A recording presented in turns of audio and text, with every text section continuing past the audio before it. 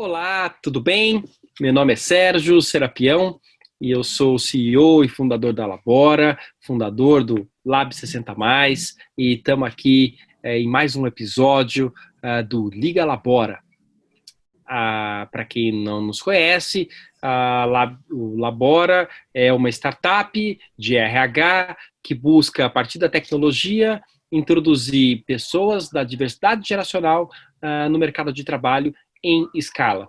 A gente sabe que um em cada 4 brasileiros é 50 a mais hoje, não é em 2030, 2050, mas hoje, um em cada 4, 25%, mais de 50 milhões de brasileiros, e também a gente sabe que tem aí um processo de invisibilidade no mercado de trabalho, na mídia, nas posições disponíveis, conforme a gente vai passando nossos anos de vida. Então as pessoas 50 a mais não têm aí as oportunidades adequadas e que isso faz um contraste enorme com a enorme experiência e potencialidade que tem para a contribuição. Visto isso, a gente criou aí uma plataforma para criar os novos trabalhos e, a partir disso, integrar numa nova forma, novos contratos, novas profissões do futuro que realmente deem vazão para essa escala que a gente precisa. Agora, a gente não vai fazer isso sozinho, a gente só faz isso com muita parceria, com muitas outras pessoas que atuam nessa diversidade, nas mais diversas diversidades. E por isso que a gente abriu este ambiente, que é o Liga Labora. Basicamente, é uma conversa que a gente vai fazendo com pessoas-chave desse ecossistema que estão fazendo a diferença para acelerar a integração, seja sênior, seja racial, seja de orientação sexual e seja de pessoas com deficiência. E assim a gente vai avançando todo mundo junto para uma sociedade um pouco melhor e um pouco mais igual, né? E hoje eu tenho aqui o super prazer de estar recebendo aqui a Marina, né? A Marina está aqui conosco, ela participou da equipe que acabou de desenvolver a segunda edição do guia Exame de Diversidade, e esse guia certamente faz toda a diferença para a gente começar a ter um quadro, começar a ter aí um horizonte um pouco mais claro do que está acontecendo. E a nossa conversa vai ser um pouco sobre isso. Marina, apresente-se você por você. Quem é você? E o que você faz no guia Exame de Diversidade? Oi, Sérgio, tudo bem? Obrigada pelo convite. É um prazer estar aqui representando a Exame e contando um pouquinho mais da publicação, que é o Guia Exame de Diversidade. Eu sou repórter na Exame há pouco mais de 4 anos.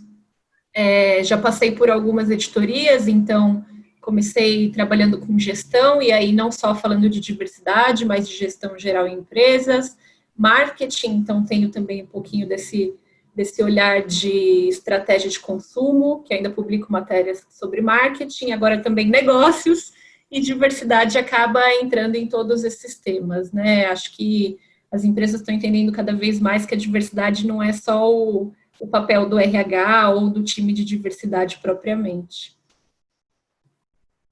Sim. E me diz uma coisa, como é que você chegou nesse lugar da diversidade? Você que pediu, ou falaram, vai, toca esse projeto? O que te conecta efetivamente ao assunto? Dentro das editorias que eu já vinha trabalhando, que era gestão e marketing, surgiu uma matéria para fazer sobre a parada LGBT. E aí, nessa matéria, eu fui lá buscar como que a gente citava as siglas, qual era a forma correta de fazer. E aí eu já me deparei com a matéria Chefe Sou Gay, que saiu em 2015, se eu não me engano, que foi super aclamada na época. E percebi que, ao mesmo tempo, existia uma enorme oportunidade de falar mais sobre isso, que existiam alguns buracos ali que a gente podia começar a cobrir de alguma forma.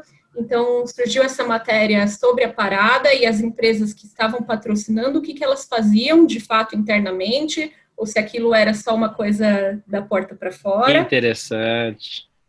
E aí depois a gente começou a fazer outras matérias, né, sobre a entrada de jovens negros no mercado de trabalho, como tem sido essa recepção de pessoas com deficiência, da própria equidade de gênero em cargos de liderança. Então também vieram outras reportagens como a reportagem de Mulheres na Liderança, que na época foi feito por outras repórteres.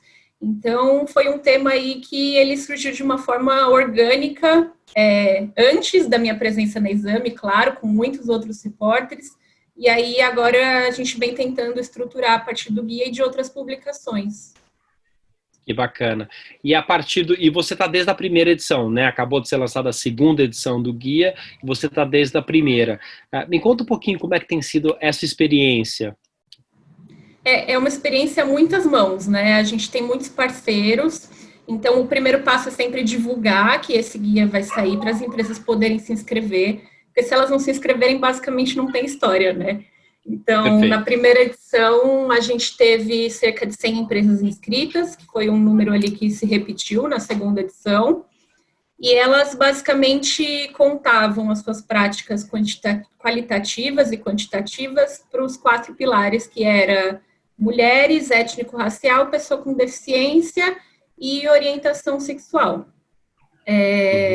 Então, a partir dos dados que elas colocavam lá no sistema do Instituto Ethos, a gente conseguia quantificar isso, pontuar e depois fazer a apuração jornalística para entender melhor essas histórias.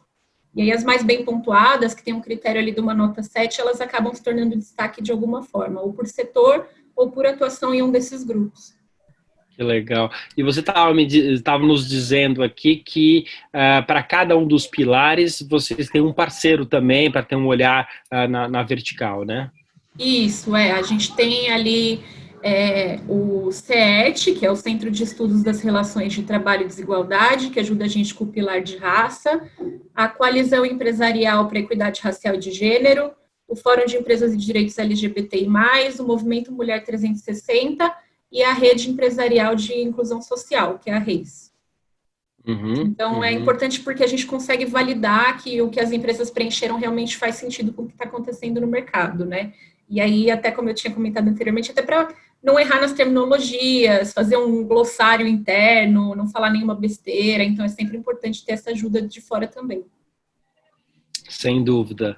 Há 3 anos atrás, uma emissora de televisão nos procurou, enquanto o chapeuzinho de Lab 60 ainda, justamente nessa linha, né, que elas estavam com... A gente fala idoso, a gente fala terceira idade, o que é melhor? A gente acabou também produzindo um mini manualzinho, um mini vocabulário, porque justamente cada uma dessas áreas, né, tem as suas terminologias e tipicamente a gente acaba refém da cultura vigente que tipicamente não é inclusiva, né? Então, em terminologias e expressões que podem, né, estar sendo contestadas, né, pelos grupos. E elas mudam, né? Direito. Igual eu comentei, quando eu fui buscar lá nos 50 anos de história da Exame, a gente falava GLS, não necessariamente falava LGBTIQA+, então Perfeito. As coisas mudam, né? Então é sempre importante ter alguém ali que possa validar.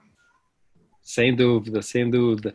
Esse ano mesmo eu vi uma discussão grande com o pessoal da Camaleão, alertando, a Camaleão, uma ativista de LGBT, alertando sobre o tal uso da bandeira, né? Então, muitas empresas esse ano trocaram ali o ícone no LinkedIn, etc., pelo arco-íris ali, aquela bandeira só na horizontal, e ela estava super possessa, porque justamente a nova bandeira tem uma revisão, que agora é uma bandeira diferente, justamente lembra até um pouco aquela bandeira da África do Sul, assim, né? Tem uma linhas na transversal e depois linhas na horizontal, né?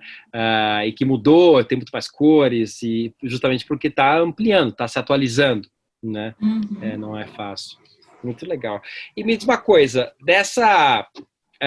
desses 2 edições, o que você pode contar para a gente, assim, se a gente fosse traçar uma linha de evolução, né?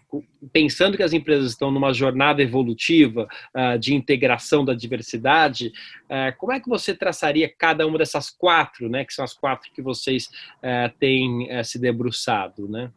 Sim. Eu acho que a primeira percepção é entender que não necessariamente a empresa que se inscreveu numa edição está inscrita na outra, né? Então, a gente consegue fazer alguns comparativos, mas do mercado e não necessariamente por empresa. As Claro. empresas em si, elas até conseguem depois ter acesso a esses relatórios, que a gente fornece essas informações quando elas se inscrevem. A primeira coisa que chamou a atenção foi que os indicadores, de forma geral, eles melhoraram, mesmo que ainda precise de uma longa evolução e outras coisas para acontecer. Entre as empresas inscritas, as que tiveram essa média de nota 7 ou mais que eu tinha comentado, esse número aumentou. Eu tenho até o dado aqui, que se eu não me engano, foram cerca de, foram 52 empresas que entraram nessa lista de nota 7 ou mais, e no ano anterior tinham sido 36. Então, a gente Uau! já percebe ali uma evolução. Uhum. É bem A legal. mesma barra, não foram alterados os indicadores. Quase nada, assim. A gente, claro, faz Olha, os ajustes necessários, mas tem ali os 4 pilares, né? uhum, que interessante. E aí, quando a gente fala por grupo, cada grupo tem o seu desafio. Então, quando a gente fala de mulheres, as mulheres estão um pouco mais avançadas na discussão da equidade, mas ainda tem muita disparidade salarial. Muitas mulheres acabam saindo do mercado de trabalho numa determinada idade por opção pessoal ou por falta de apoio dentro da empresa. Isso faz com que elas não cheguem a um determinado cargo, né? Claro. Muitos homens ocupam papéis de liderança. Quando a gente fala de étnico-racial, que a gente está falando de pessoas não brancas, então, na maioria das vezes negros, mas também asiáticos e outras etnias, tem ainda uma dificuldade de criar políticas efetivas dentro das empresas. Então, tem muitas empresas que falam que não contratam negros porque não sabem onde encontrá-los, ou querem que todos os negros tenham um nível de inglês avançado, enquanto a gente tem um país muito desigual em relação de raça e renda. Então, muitas vezes, as empresas que estão mais avançadas nesse tema ainda contratam, mas contratam para programas de entrada. E aí são Uhum, poucas as empresas que têm programas pensando já na liderança mais diversa. Quando a gente fala de pessoa com deficiência, existe a lei de cotas. Então, um dos princípios é que essas empresas, ao mínimo, atendam essa lei e que aí também uhum, tenham programas de desenvolvimento, programas de inclusão, porque não basta contratar, né? Você contratar e atender o número, mas deixar aquele funcionário ali sem nenhuma previsão de suporte ou de desenvolvimento também não faz muito sentido para a diversidade. E uhum. aí, no grupo de orientação sexual, a dificuldade que as empresas apontam é não necessariamente ter um indicador como se tem de autodeclaração de raça, né? Então, existe, nesse caso, uma dificuldade de mapear quem são essas pessoas.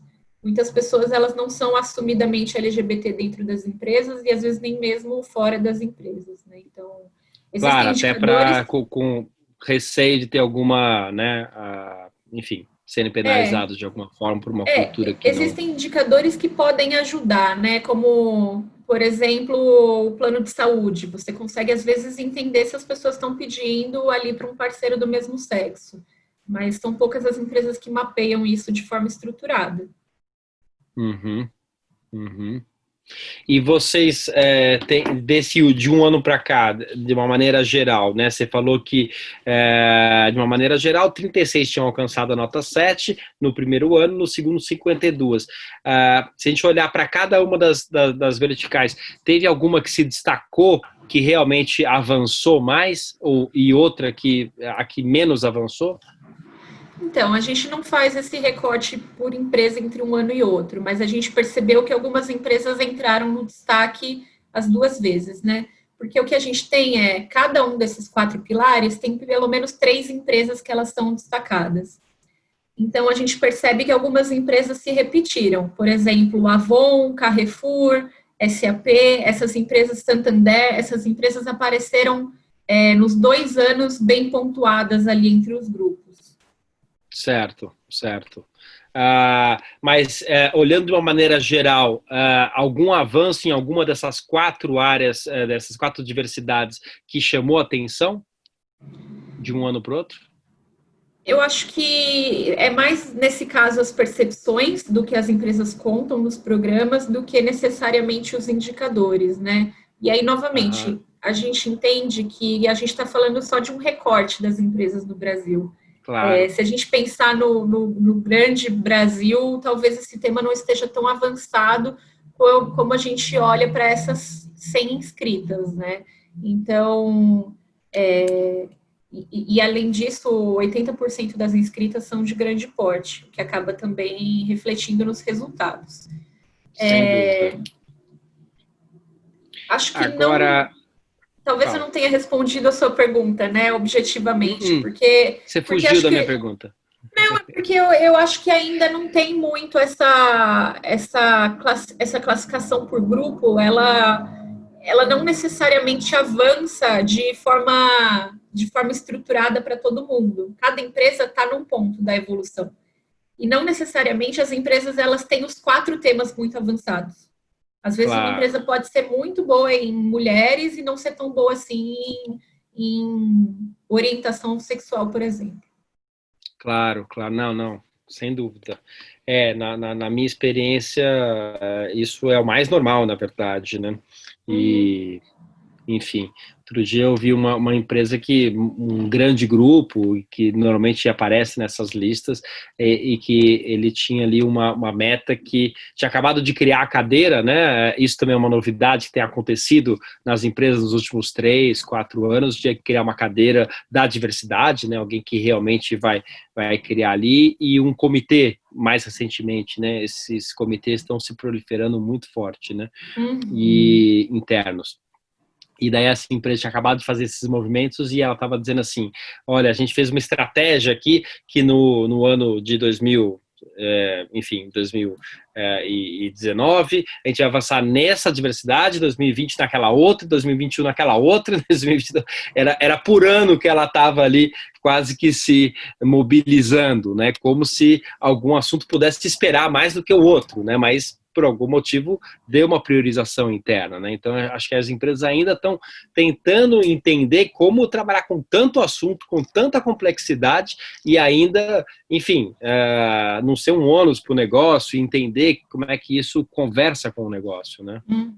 E quando a gente fala dessas empresas, pensar que esse recorte são de grandes empresas, muitas delas absorvem políticas das suas matrizes que são fora do Brasil. Dessas 100, você tem esse número? Quantas são multinacionais com sede no exterior e quantas são de brasileiras? Cabeça, não. Eu só lembro desse percentual de 80% eram das grandes empresas que estão aqui no país. 80 era grandes, né? Grande porte.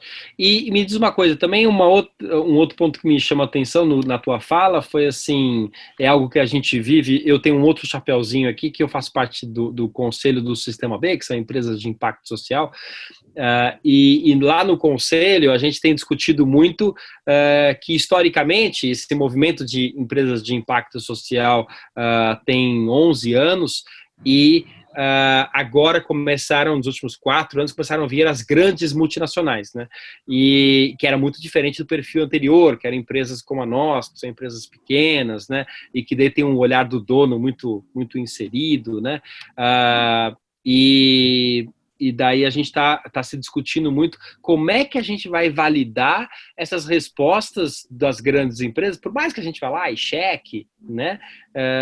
Mas a gente está discutindo muito a questão de a voz do stakeholder falar se essas empresas são legais também, e não só a empresa da sua própria voz falar que eu tenho uma prática A, B, C, D, E, e que assim, ela que preencheu o formulário, né? Não foi o funcionário, não foi a outra pessoa, né? Como é que vocês fazem essa checagem para entender se essa voz realmente é válida? Depois que a gente pontua essas empresas, entendem quais foram aquelas que destacaram pela nota, a gente tem apuração jornalística. Então, a gente divide essas empresas entre a nossa equipe e vai para as entrevistas. Visita a empresa, conversa com os executivos, conversa com o líder de diversidade, caso essa empresa tenha alguém nessa posição. Então, isso também dá uma percepção de como que as coisas estão acontecendo, né? Não é exatamente isso. A gente vai fielmente acreditar naquele número e não necessariamente ele pode ser o ideal. E aí isso seria um problemão. Imagina a gente publica lá que uma empresa é a melhor no tema de, não sei, algum dos temas de étnico-racial e na mesma semana ela tem um problemão de racismo. Isso pode acontecer. Sim. A gente não tem como fazer essa blindagem. mas a gente faz ao máximo para evitar que isso aconteça e ter certeza que a gente está pontuando uma empresa que faz sentido. Claro, então todas que foram ali colocadas em destaque tiveram esse trabalho jornalístico. Sim, esse ano a gente conversou com cerca de 40 empresas das 52, pelo menos. Uau, uau, que bacana. Nossa, isso gera aí uma base de dados que dá muito mais pano para manga do que só o guia, né? É um TCC, não é uma reportagem, eu acho. Acho que cada apuração são muitas páginas.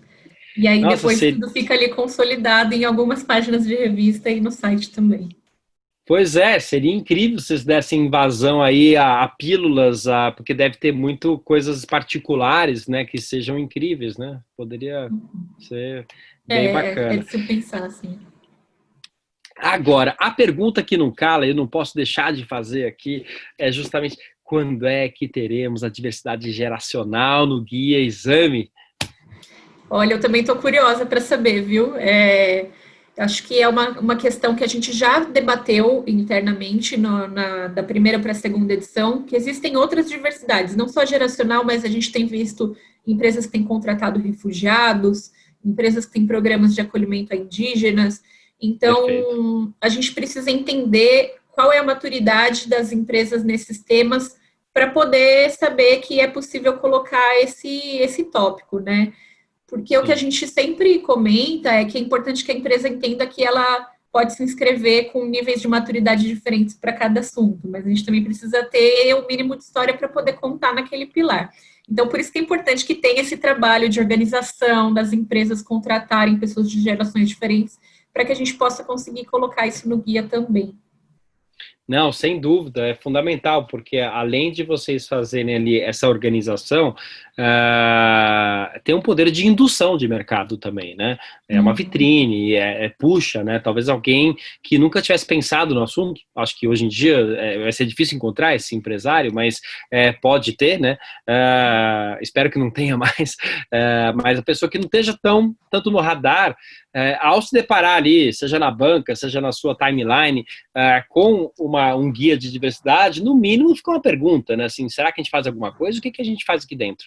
Né? Então, acho a que gente brincou na primeira edição que a gente estava causando a inveja boa, né? Se é que isso existe, mas no sentido da empresa que ficou de fora, fazer aquele questionamento: o que me falta? Como eu posso melhorar? Como que eu faço para entrar nessa segunda edição, né? Então a gente percebeu que algumas empresas ali se movimentaram porque viu que o mercado realmente estava fazendo alguma coisa para evoluir essas políticas. Claro, claro. Duas concorrentes dela estão lá dentro, eu não estou lá dentro, como é que eu estou de fora, né? O Eu que eu acho estou que isso. fazendo de errado, né? O que me falta. E uma coisa que a gente tem sentido muito é que, assim, três motores aí, né? Tem um motor que é um pouco esse que a gente acabou de falar, a concorrência está puxando e de alguma forma eu tenho que me posicionar, por mais que não seja a minha bandeira, né? Mas eu tenho que me posicionar.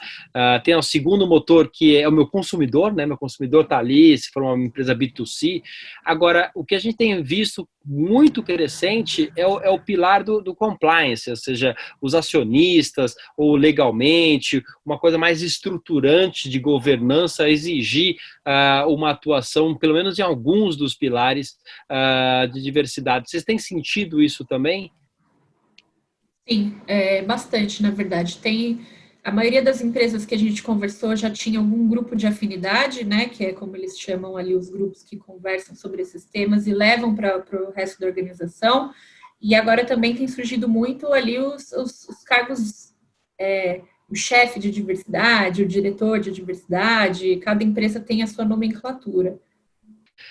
Eu tenho sentido muito isso, tanto um aumento desses grupos, como o aumento dessa pressão aí, da participação de um certo representante dos acionistas nessas grandes empresas, assim, né? Tipo, e principalmente por movimentos como Black Lives Matter ou o Me Too, né? Que movimentos às vezes que vêm do exterior, muitas vezes vêm do exterior, né? A gente tem um problema de polícia e racismo aqui no Brasil toda semana, mas tem que acontecer alguma coisa nos Estados Unidos para realmente isso ser mobilizador, né? Fala um pouco sobre a nossa cultura, né? Mas me parece que nos últimos 2 anos, pelo menos, essas duas diversidades vêm crescendo muito, né? E de alguma forma as outras também pegam um pouco esse barco, né? Minha percepção é que o tema da orientação sexual ele ainda é mais avançado no Brasil do que o do étnico-racial, porque você não precisa, como que eu posso dizer? Você não precisa se declarar, né? Não necessariamente é uma coisa marcada. Você vê que uma pessoa é negra, que uma pessoa é parda, não necessariamente você vê que aquela pessoa é gay, é lésbica. Isso afeta dentro da posição de como as empresas tomam iniciativas em relação a isso. E é isso que você comentou. A gente tem esse enorme problema em termos de desigualdade, em termos de renda, em termos de política, de policiamento, repressão, enfim. Então, é muito diferente ainda a tratativa dos temas. E o próprio guia mostra isso também. Agora que você comentou, a gente tem um gráfico lá que compara, por exemplo, eu acho que tem um indicador que é interessante aqui, que é a menção nos grupos de afinidade, por exemplo, que a gente estava falando. 70% das empresas têm grupo de afinidade étnico-racial, 71% tem para pessoa com deficiência, não, para LGBT, 79% para mulheres e 64% para pessoa com deficiência. Então, você consegue perceber as diferenças de cada grupo, como esses grupos são tratados internamente. E outro ponto que é muito importante a gente pensar é que essas caixinhas, elas não são tão definidas assim, né? Uma pessoa, ela pode ser mulher, lésbica, negra com uma deficiência. Então, claro. às vezes a pessoa, ela não está só num grupo ou só no outro. Claro, não, e isso quando a gente vai falar de diversidade geracional é mais ainda, porque quando a gente fala de grupos 50 mais, 60 mais, é a exponencialidade de todas as diversidades, né? É o exemplo que você acabou de falar, né? A gente está desenvolvendo um trabalho de empreendedorismo sênior, ou seja, de 50 a mais, com mulheres negras de periferia, junto com o pessoal da Feira Preta. E assim, é super interessante de entender como que realmente os preconceitos, as oportunidades que são problemas em cada um desses grupos de diversidade, quando você tem isso personalizado numa pessoa, eles não se somam, eles se multiplicam, né? Realmente a pessoa fica numa situação muito desigual mesmo, né? E é importante que essas empresas entendam novamente que não é o tema da pessoa de diversidade ou o tema do RH, né? A liderança tem que estar muito envolvida, todo mundo tem que estar envolvido para que a diversidade seja também a inclusão. Sem dúvida. Agora, eu queria retomar um ponto que você falou e eu deixei escapar aqui, que foi que na tua percepção, né, a questão de orientação sexual aqui no Brasil é muito avançada, né, comparada com o que você percebe em outros países, se é que eu me entendi bem. Não é isso. Eu não acho que é muito avançado. O Brasil é o país que mais mata não é, perfeito. O Brasil é o país que mais mata transexuais, né? A gente tem a maior parada LGBT do mundo e, ao mesmo tempo, o maior índice de assassinato de transexuais, travestis e transgêneros. Então, não dá para dizer que é avançado, pelo contrário. Pelo contrário. A situação é muito feia. E, ao mesmo tempo, eu acredito que em algumas empresas, e aí uma opinião pessoal, em algumas empresas, a percepção é que a diversidade étnico-racial, quando a gente fala de pretos e pardos, é ainda pior. O Brasil é um país que existem pesquisas que todo mundo fala que não é racista, mas todo mundo fala que existe racismo no Brasil. Uhum. Então, o erro esse tema não está sendo tratado de alguma forma, né? Então, essas disparidades, elas são muito grandes tanto para negros quanto para LGBT. A questão é que algumas empresas estão mais avançadas num tema do que no outro. Sem dúvida, sem dúvida. Essa questão do racismo, a gente tem lidado bastante com tem um pessoal que está fazendo advocacy muito grande, a Luana, que é do grupo ID-BR, né? E ela lançou a campanha Seja Antirracista, e vai muito no ponto que você acabou de falar, né? Ou seja, não adianta a gente falar que a gente não é racista, a gente tem que ser antirracista, né? Ou seja, você tem que se posicionar realmente numa situação que, de alguma forma, você perceba que há ou pode ter algum viés inconsciente ali, né? A Luana, ela é ótima, ela está, inclusive, na nossa capa recém-publicada, agora de junho, que é a Mulheres contra a Crise, né? Como que as mulheres podem melhorar a economia se as funções não fossem tão desiguais, quando a gente fala nas empresas, mas também no âmbito familiar. E ela trouxe justamente essa visão de que não basta só falar que o racismo não existe, né? É preciso políticas efetivas, e o quanto ela está cobrando isso das empresas. A gente precisa dessas pessoas que realmente cobrem por resultados, né? Você até brincou que a gente já teve conversas anteriores e eu perguntava, mas qual é o resultado? Acho que esse é um pouco do papel para que as coisas avancem. Não adianta falar que está fazendo, eu quero saber o que de fato está acontecendo, né? Quais são os indicadores que provam isso? Uhum. E essa é o estágio que a gente tem percebido na diversidade geracional, né? A gente tem sido aí um dos ativistas bem fortes aí na questão de diversidade geracional, como é que 50 mais, 60 mais, 70 mais tem espaço no mercado de trabalho, empreendendo ou com novos formatos de trabalho. E, assim, é uma evolução, né? Quando a gente conversou há 2 anos e meio atrás, efetivamente era difícil encontrar empresas que tinham os grupos de afinidade. Eu não sei se vocês têm perguntado, até por curiosidade, se essas mesmas 100 empresas têm grupos de afinidade de diversidade geracional ou de gerações.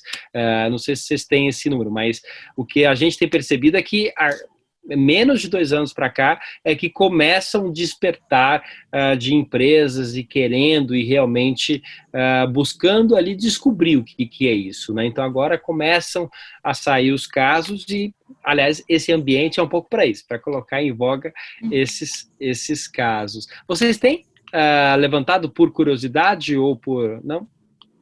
Não temos os dados levantados de geração, mas eu imagino que seja isso que você está comentando mesmo, porque até para os outros grupos, como o de gênero, que eu tinha comentado que é um pouco mais avançado, muitas dessas empresas têm esses grupos de 5 anos para cá. Então, eu imagino que de geração seja isso que você está comentando, 2 anos, Sim. 1 ano, algumas estão começando agora nos últimos meses. Isso. E ainda começando, ainda discutindo, né? Uma das empresas que a gente está lidando, ela já formou o grupo de gerações 3 vezes nos últimos 2 anos e, assim, sem encontrar até qual é o escopo disso mesmo? Né? Que acho que esse é um grande desafio, né? Até a palavra gerações, eu fico um pouco reticente, porque daí as pessoas ficam assim, não, mas o assunto aqui é a gente fazer a integração das gerações. Sim, não, legal, este é um assunto, mas, na verdade, o grande assunto não é esse. O grande assunto é a gente integrar os 50 a mais aqui dentro, né? Porque os 20 menos estão sendo, de alguma forma, integrados. Quem está no meio do caminho está ali no mercado de trabalho, né? O próprio a força de trabalho economicamente ativa para no 64. Né? Outro dia eu estava num debate com um economista da USP, gosto muito dele, e ele argumentando que tinha um baixíssimo desemprego nos 60 mais. E assim, não é que tem baixíssimo emprego, na verdade, a gente tem pessoas que nem correm atrás mais de emprego. Então, obviamente, isso nos reflete nos dados, né? Tem um grupo que é um nem que está se formando, um novo nem, né? Porque nem aposentou, nem está trabalhando, nem tem um sonho, né? Mas vai viver 20 anos, né? Então, essa que é a grande urgência que a gente tem buscado aí compartilhar com as empresas e justamente com parceiros como vocês e criando dados e formando dados e casos, né? Mas é um desafio, vai ser de uma geração, certamente. E a pandemia intensifica tudo isso, né? Porque se o desemprego aumenta, a crise econômica aumenta, como ficam essas populações divididas aí pelas gerações? E certamente o idadismo aumentou, a gente tem vários indícios disso, né? O preconceito sobre a idade. Semana passada saiu uma pesquisa da Universidade Federal do Rio de Janeiro, apontando que o número de desempregos que vão ocorrer no Brasil, uma série de estudos, e no meio desse estudo tinha ali um recorte para a idade, né? Colocando que 18% das pessoas que estariam sendo demitidas são pessoas 50 a mais, né? Sendo que elas representam ainda as grandes empresas por volta de 3% da força de trabalho, né? Ou seja, é o primeiro a ser demitido, né? Seja porque está num cargo alto, seja porque eu tenho um preconceito que se ele, né, consegue realmente cumprir o que ele está falando, seja porque está tendo uma grande digitalização das empresas, então talvez essa pessoa fique para trás, enfim, muito mais no preconceito e na cabeça das pessoas do que com dados, né? A gente, de fato, eu, pelo menos, ainda não mapeei, talvez outros repórteres da Exame possam sim ter mapeado.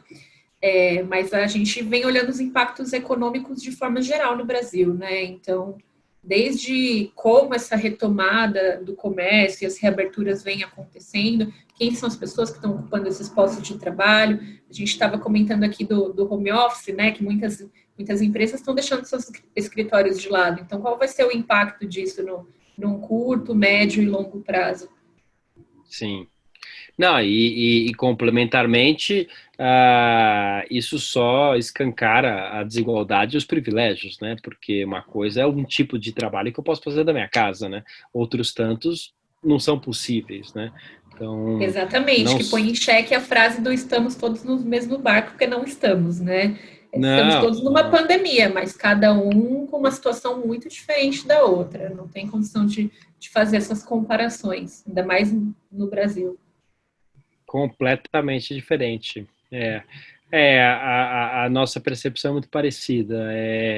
A pandemia ela vai acelerar um processo que já estava crescente, né, nos últimos anos recentes de desigualdade e de digitalização, né, de uma exigência de um mercado de trabalho muito mais digital e muito mais sofisticado, né, e que num país tão desigual, com meios, com opções de educação também desiguais, a gente vai ficar numa situação muito mais desigual do que a gente entrou na pandemia, né? Hoje mesmo eu publiquei uma pesquisa da Febraban que mostra que as mulheres, por exemplo, nos seus conjuntos familiares, elas são responsáveis pela educação dos filhos, pelo fazer doméstico, pela comida, pela organização do orçamento, mas ao mesmo tempo são elas que têm os menores salários. Quando a gente olha para as mulheres negras, essa disparidade é ainda maior. Muitas mulheres negras, elas acabam empreendendo e não é por opção. Então, a pandemia realmente tem feito esses dados serem levantados e observados, e agora é entender como que esses indicadores melhoram, né? Não só com guia e publicações e os fóruns todos que têm surgido para tentar organizar todas essas demandas, mas com esse apoio das empresas, né? As pessoas, elas dependem dessa empregabilidade no país para que esses indicadores mudem. Uhum. Sem dúvida. Eu acho que é um trabalho que vai ter que a muitas mãos ser feito mesmo, né? Por isso que é importante estar aí trazendo essas empresas, trazendo vocês e a gente trabalhar junto.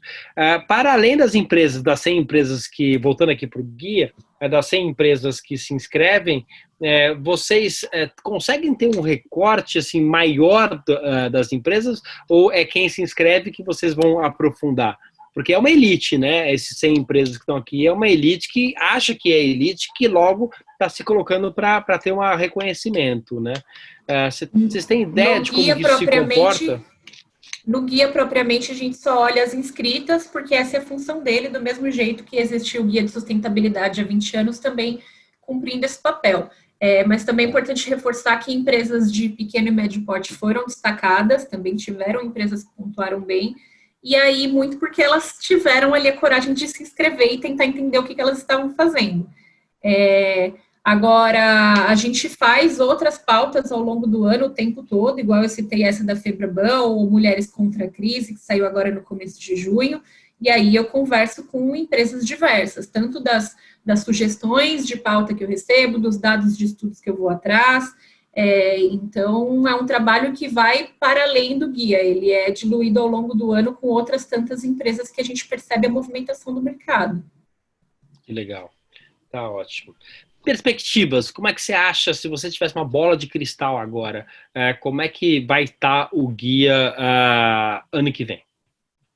O que vai mudar? Acho que essa perspectiva, acho que é uma coisa difícil de responder. Acho que, novamente, acho que a pandemia vai mostrar aí nos próximos meses o que tanto a gente tem para levantar, qual é o trabalho a ser feito. O próprio guia de sustentabilidade também deve ter esse papel.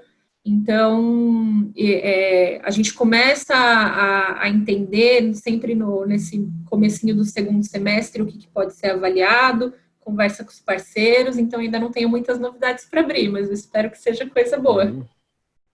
Você acredita que a pandemia vai acelerar o processo de inclusão da diversidade ou você, percepção mesmo, né, sem dados concretos, ou você acha que a gente deve dar um passo para trás no aumento de desigualdade dentro das empresas?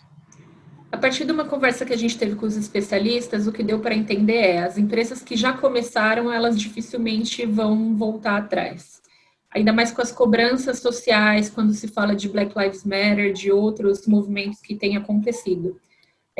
Agora, as empresas que não têm muito interesse no tema e acham que é um tema da moda, vai ficar mais difícil ainda, porque eles não enxergam o valor no tema da diversidade, não percebem que as empresas mais diversas, elas têm maior lucratividade, elas têm maior chance de inovação, que é fundamental nesse momento de crise.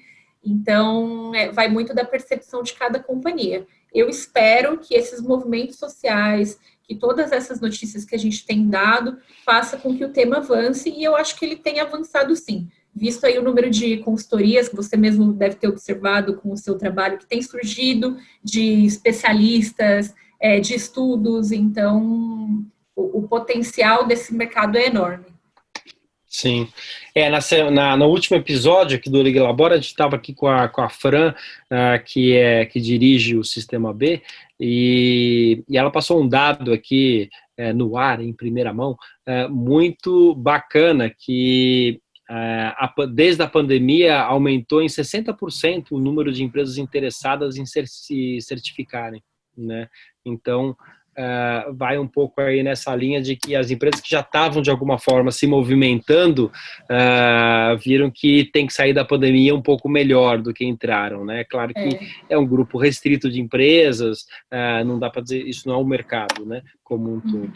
Mas mesmo, por exemplo, como eu comentei, eu também faço as matérias de consumo, né? A gente publicou diversos estudos que mostram que as empresas que se saíram melhor em termos de marca, de lembrança do consumidor, foram aquelas que tiveram ações sociais. Ou produziram e doaram álcool gel e outros EPIs, ou fizeram comunicações que ajudavam, às vezes, o consumidor a entender como ele podia comprar, o que ele podia reduzir, como ele não se dá mal usando determinada ferramenta. Esse tipo de empresa acabou se destacando. E acho que não é diferente para o tema da diversidade. Que legal. Bacana! Assim vamos chegando em mais o fim de mais um episódio aqui do Liga Labora. Antes da gente se despedir, eu queria ver se a gente falou tudo, se a gente cobriu tudo, se tem alguma coisa assim que estava assim na tua manga que você quer compartilhar mais conosco.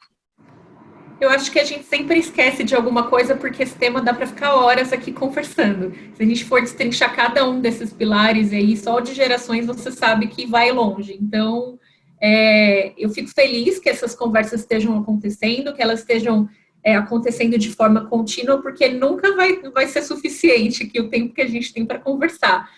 Mas acho que é importante isso, assim, das empresas tomarem consciência, estruturarem, e aí pelo amor ou pela dor, no sentido de olhando os dados de lucratividade ou pensando na estratégia social, mas que alguma coisa seja feita. Eu brinco que eu já virei a chata da diversidade no sentido de criar essa cobrança, assim, uma cobrança que eu acho que é positiva para que todo mundo se beneficie de alguma forma.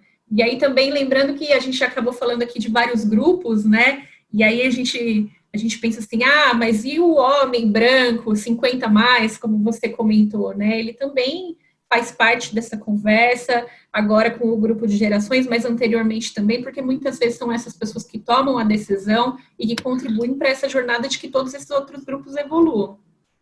Total, total. E eu vou reforçar aqui o convite e a disponibilidade nossa, tanto como ativista na causa ali no Lab 60, como aqui especialista e avançando na questão de diversidade geracional para, enfim, ajudar no que for preciso para a gente junto aí fazer alguma colaboração e quem sabe, se não no ano que vem, no outro ano, a gente já ter aí um quinto pilar no guia, que é pegar mais 8 páginas do guia, vai ter mais página para publicidade, vai ser maravilhoso. Olha só, hein, arrumando essa publicidade, quem sabe, tô brincando. Oh. Tô brincando. Sem desvio jornalístico aqui. Não, mas o jornalismo precisa de dinheiro para se sustentar, mas as empresas que se inscreveram, elas nenhuma tiveram esse aval, que isso é uma coisa que às vezes as pessoas pensam, né? Como que faz para eu estar no exame? Quanto é que custa? Não é assim que o processo funciona. E aí, de novo, me mostra o resultado, me comprova o que está sendo feito, e aí a gente vai entender se isso é uma reportagem, se a história ela realmente está acontecendo. Então, Sérgio, para a gente falar de gerações, eu também vou precisar de muitos dados aí, te encher de perguntas, e aí a gente avança. Bora, não, tá fácil, agora tá cada vez mais, fácil não tá, porque as empresas estão começando, mas já temos aí estamos começando a ter um banco de dados e um conjunto de casos muito bacana, e espero que até lá já tenha escalado aí, a gente tem uma meta de 40 mil pessoas, então daí vai estar em muita empresa, já vai estar conectado sim. Tá? Ótimo. Super bacana, super feliz de ter esse papo com você, super gostoso conhecer um pouco mais aí o por trás da redação e obrigado para todo mundo que acompanhou a gente, que prestigiou. Esse episódio vai estar no YouTube, se você estiver assistindo lá, se você estiver assistindo no podcast, a gente tem aí 2 canais de podcast, que é o Spotify e o outro eu sempre esqueço, é o Deezer, que eu não uso, mas muita gente usa. Então são todos muito bem-vindos, indiquem, tragam comentários e o próximo episódio a gente se vê semana que vem, ou se escuta semana que vem. Um beijo a todos. Um beijão, Marina. Obrigada, até mais. Até mais. Bem, aqui a gente pode parar aqui. Muito bem. Mais.